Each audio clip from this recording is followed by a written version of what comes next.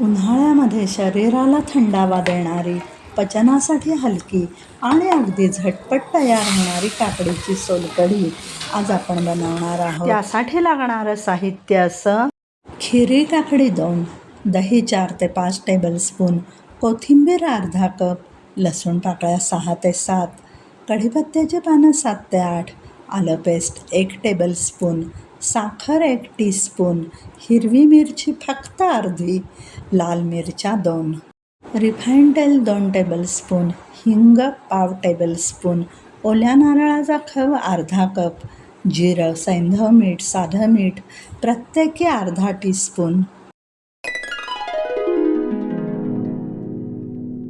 काकडीची सोलकढी करण्यासाठी आपण इथे 2 खिरी काकड्या घेतलेल्या आहेत. सगळ्यात आधी आपण त्याचं शेंडा आणि बुडखा काढून घेऊयात, कट करून घेऊयात. काकड्यांची आपल्याला सालं काढून घ्यायची आहेत. सालं काढली ना की काकडी चरबरीत लागत नाही. सालं काढलेल्या या काकड्यांचे आता आपण काप करून घेऊयात. ही कट करत असताना ते मध्यम आकाराचे कट करायचे आहेत, कारण त्याची आपल्याला नंतर ज्युसरमध्ये प्युरी करून घ्यायची आहे. त्यामुळे फार छोटे काप नसले तरीसुद्धा चालतील. काप केल्यावर इकडे एक खोलगट भांडं घेऊन त्याच्यामध्ये अर्धा कप कोथिंबीर घेऊयात. थोडं पाणी घालून कोथिंबीर आता आपण स्वच्छ धुवून घेऊयात, म्हणजे कोथिंबीरीत असलेली माती आणि कचकच सोलकढीमध्ये लागणार नाही. इकडे ज्युसरच्या जारमध्ये 4 ते 5 टेबलस्पून घट्ट दही घ्यायचं आणि ते फेटून घ्यायचं, म्हणजे त्यातले लम्स निघून जातात आणि सॉफ्ट दही आपल्याला मिळतं.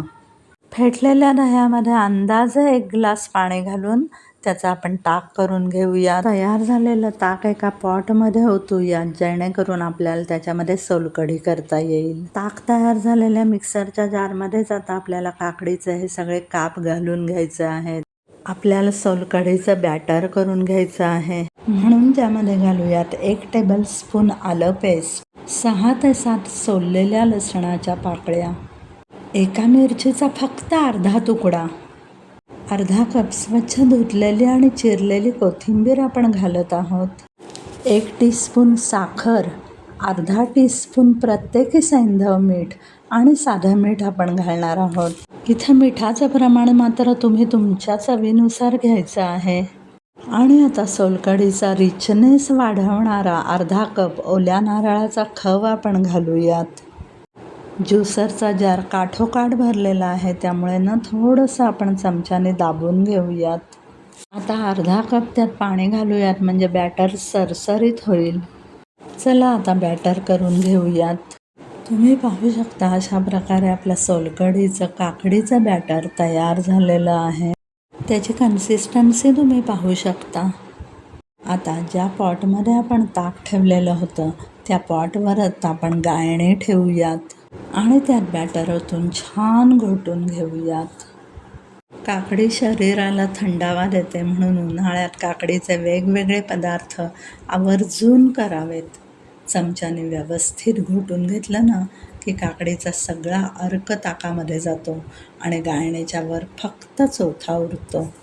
खरं तर चोथा म्हणणं चुकीचं आहे, कारण नारळाच्या चटणीसाठी वापरणारे सगळे घटक आपण ह्यामध्ये घातलेले असतात. त्यामुळे नंतर आपण त्याचा नारळाची चटणी म्हणून सुद्धा जेवणामध्ये वापर करू शकतो. ज्युसरच्या जारला चिकटलेलं बॅटरसुद्धा थोडं पाणी घालून जार हलवून गाळण्यातून गाळून घेऊयात. अशा प्रकारे गाळलेलं बॅटर ताकामध्ये चमच्याने एकजीव करून घेऊन व्यवस्थित हलवून घेऊयात. सोलकढीला तडका देण्यासाठी आपण इथे 2 चमचे रिफाईंड तेल तापलेल्या कढईमध्ये घातलेलं आहे. त्यात आपण घालतोय अर्धा टीस्पून जिरं आणि लगेचच गॅस बंद करूयात. जिरं तुम्ही पाहत असाल छान फुलून वर आलेलं आहे. आता मी घालते 2 लाल मिरचीचे बोंड, 7 ते 8 कढीपत्त्याची हिरवीगार पानं. कढीपत्ताना थोडासा तळून घ्यायचा, म्हणजे छान कुरकुरीत होतो. चवीसाठी घालायचा पाव टीस्पून हिंग. सगळे घटक तडक्यामध्ये एकजीव झाले पाहिजेत. हा तयार झालेला खमंग तडका आपण काकडीच्या सोलकढीमध्ये घालतोय आणि पळीने हलवून घेऊयात. थोडा वेळ फ्रीजमध्ये ठेवायचा आणि जेवणासोबत किंवा तशीच अशी आपली ही एकदम वेगळी काकडीची सोलकढी तुम्हाला कशी वाटली ते मला कमेंट करून नक्की सांगा. आवडली तर लाईक करा आणि अजूनही केलं नसेल तर पटकन सबस्क्राईब करा, म्हणजे कुक विथ गिराणीचे सगळे व्हिडिओ तुम्हाला पाहता येतील. गाळणीच्या वर राहिलेलं हे जे काकडीचं मिश्रण होतं ते दह्यामध्ये कालवून जेवणातही चटणी म्हणून आपण वाढवू शकतो. अगदी सेम टू सेम नारळाची चटणी आहे ही. तर मंडळी, अशी ही उन्हाळ्यात शरीराला थंडावा देणारी आणि पचनासाठी हलकी असलेली झटपट होणारी काकडीची सोलकढी पटकन घरी करून पहा आणि उन्हाळ्यामध्ये स्वस्थ राहा, थंड राहा. धन्यवाद.